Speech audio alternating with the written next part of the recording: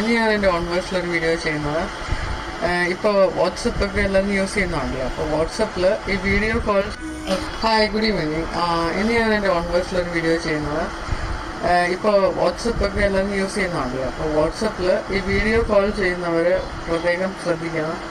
ഇപ്പോൾ കപ്പിൾസൊക്കെയാണ്, അല്ലെങ്കിൽ ഇപ്പോൾ ബോയ് ഫ്രണ്ട് ഗേൾ ഫ്രണ്ടാണ് ചെയ്യുന്നതെങ്കിൽ അതിൻ്റെ അകത്ത് ഒരു ഓപ്ഷനുണ്ട്. അപ്പോൾ നിങ്ങൾ ഇച്ചിരി സൂക്ഷിക്കണം കേട്ടോ. അപ്പോൾ എങ്ങനെയാണെന്ന് വെച്ചാൽ ഞാൻ പറഞ്ഞുതരാം. അതായത് വീഡിയോ റെക്കോർഡിങ് ചിലപ്പം നിങ്ങളുടെ മറ്റ് ആരാണോ ഓപ്പോസിറ്റ് വിളിക്കുന്നത് അവർ ചെയ്യുന്നുണ്ടാവും. ചിലപ്പോൾ അത് വോയിസും കൂടി വെച്ച് ചെയ്യാനുള്ള ഓപ്ഷനുണ്ട്. അതെങ്ങനെയാണെന്ന് വെച്ചാൽ ഞാനിപ്പോൾ കാണിക്കാം കേട്ടോ.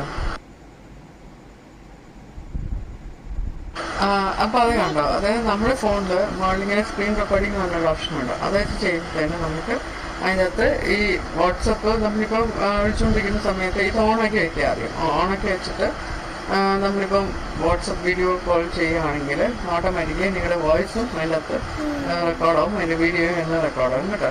യൂഷ്വലി ഇപ്പോൾ ഏത് ആപ്പ് യൂസ് ചെയ്ത്, സ്ക്രീൻ റെക്കോർഡിംഗ് ആപ്പ് യൂസ് ചെയ്ത് നമ്മളിപ്പം വാട്സപ്പ് പിന്നെ വീഡിയോ റെക്കോർഡ് ചെയ്യാൻ ശ്രമിച്ചാൽ അതിൻ്റെ വോയിസ് വരാറില്ല, വോയിസ് കേൾക്കാറില്ല, ജസ്റ്റ് വീഡിയോ മാത്രമേ കാണൂ. അപ്പോൾ ഇങ്ങനത്തെ ഒരു ഓപ്ഷൻ കൊണ്ട് വോയിസ് അതിൻ്റെ അകത്ത് വരും. അതുകൊണ്ട് തന്നെ നിങ്ങൾ പ്രത്യേകം സൂക്ഷിക്കുക കേട്ടോ. അപ്പോൾ ആരും നല്ല രീതിയിൽ മാത്രം വാട്സപ്പ് വീഡിയോ കോൾ ചെയ്യുക. ഓക്കെ. Hi, good evening.